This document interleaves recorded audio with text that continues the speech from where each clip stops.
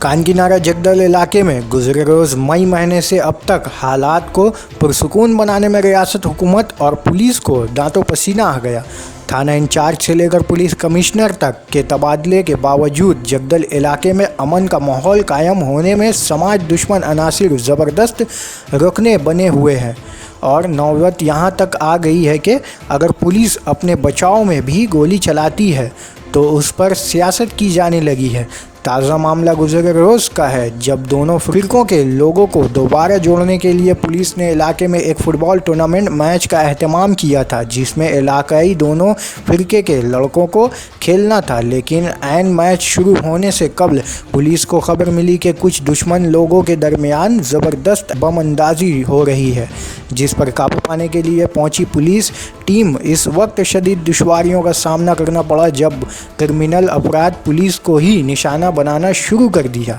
और जवाब में जब पुलिस ने खुद को बचाने के दौरान गोली का जवाब गोली से देना शुरू किया तो फसाद बर्पा कर रहे क्रिमिनल ने वहां से भागने ही मुनासिब समझा, मगर इस दौरान भी वो लोग मुतवातिर पुलिस पर गोली चलाते गए और जब जवाब में पुलिस ने गोली चलाई तो फिर भोसाओ नामी शख्स को गोली लगी।